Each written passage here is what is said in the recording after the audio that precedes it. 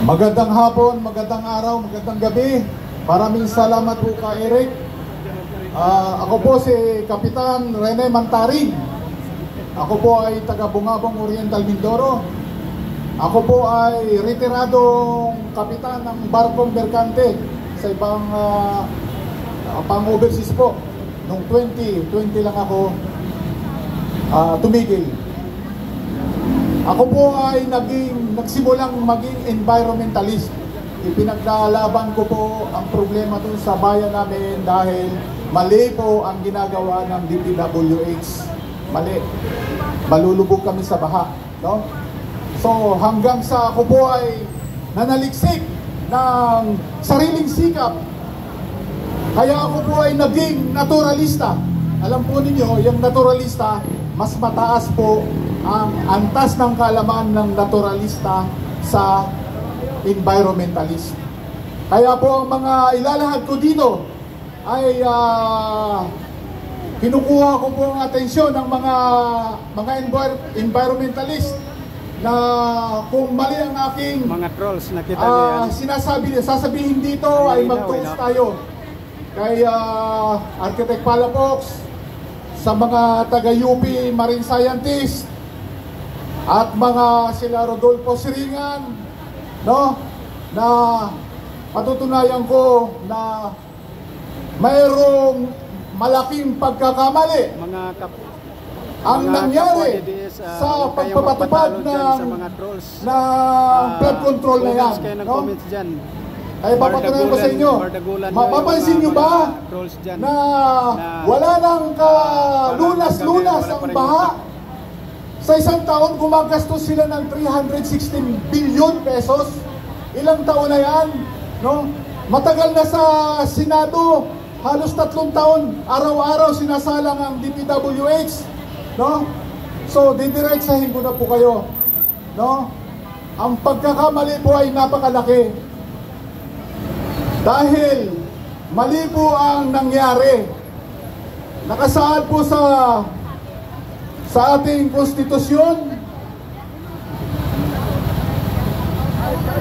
Dito po ang aking basihan. Meron po silang nalimutan. Ito po, according po sa ating saligang batas sa Ingles, the state shall protect and advance the right of the people to a balanced and healthful ecology. Yan po ay ginagawa nila, no? Para maligtas tayo sa baha.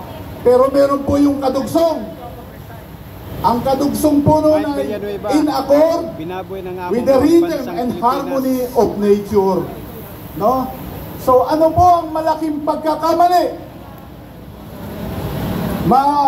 Sasabihin ko na lahat ng flood control na yan ay scam, no? Ang ibig sabihin po niyan na tayong humanity, tayo ang makikisama sa kalikasan, sa tadhana. Tayo po makikisama sa kalikasan, sa tadhana. Hindi po mangyayari na ang kalikasan ang makikisama sa tao, no? Yung po malaking pagkakamali. Yan pong lahat ng flood control, doon na lang po sa flood control. Isipin niyo, kukontrolin mo yung baha, no? Ang baha, ang problema ng baha nandito sa bukana ng ilog, no? Ang binabaha ay Makabebe, Pampanga, Bulacan, no? Nandun sila gumagawa ng flood control sa bundok na wala namang kasaysayan. Yan po lahat ay salungat salungat po yan lahat sa kalikasan. So, yan po malaking pagkakamali. Kaya dapat po lahat ay baguhin. Baguhin po ang sistema. Hindi po flood control. Ang gagamitin po ay flood management. Ima-manage po natin ang baha. Hindi po natin pwedeng kontrolin, no? Dahil ang baha po, yan po ay tadhana, talagang babaha. Hindi po pwede na yung isang lugar ay i-exempt nyo sa baha, no? Dapat po yung baha ay pinapabayaan na natin para hindi lumalim, hindi maging violente, no? Yan po ang yan pong mga itinuro Dutch advisor sa atin, diyan po tayo napahamak, no? Puro mali po yan. Ipapaliwanag ko po yan. Meron po akong blog, Defender of Nature, no? Hashtag flood control, Defender of Nature. Doon po malalaman ang aking mga paliwanag, no?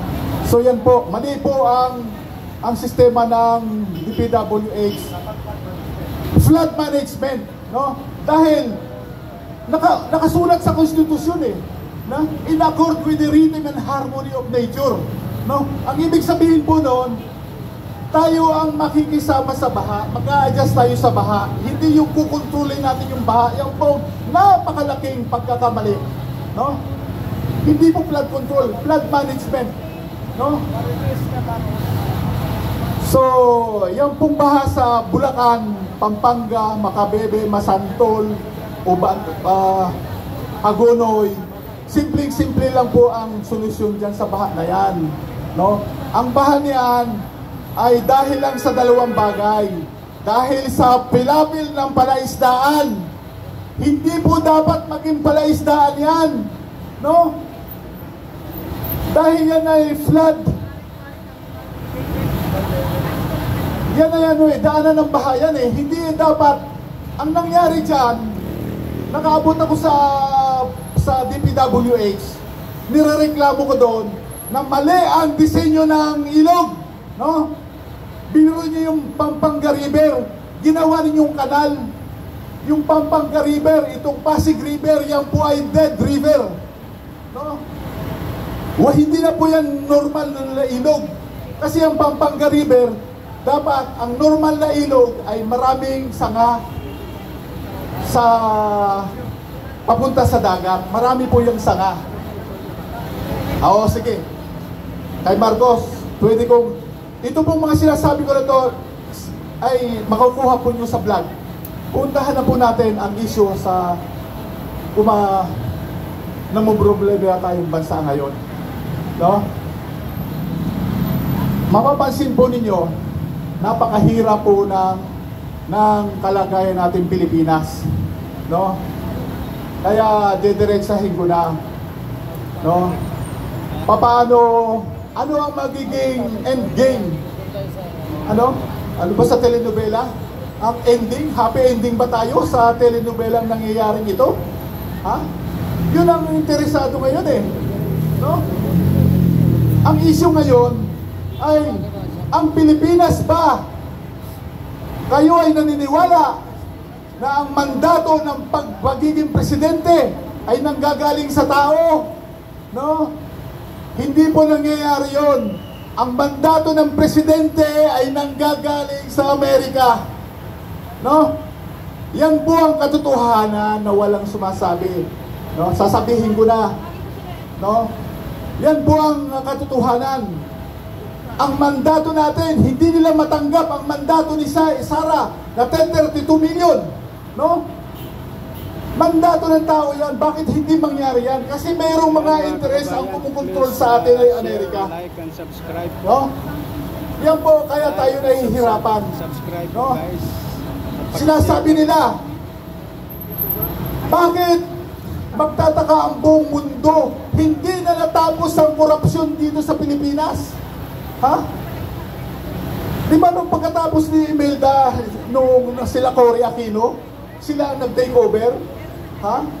Ano ba ang nangyari? 2 minutes? Di ba? Ano ang nangyari? Sila na mayagpag.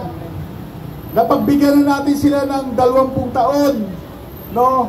Bakit naman hindi ninyo pagbigyan ng Duterte? Naka-6 na taon.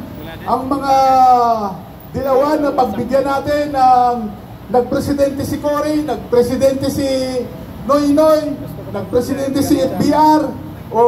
Di ba? Di ba yan ay recommended lahat ng simbahan? No? Yan ay recommended ng mga dilawan. Umunlad ba ang bansa natin? Ang tagal-tagal nila dyan. Kaya ako'y nakikiusap sa simbahan, sa CBCP, total naman, napagbigyan na kayo ng ilang taon, no?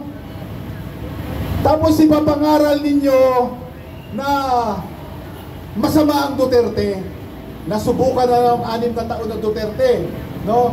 So, kayo naman, napagbigyan na kayo, no? Pagbigyan nyo ang Duterte, no?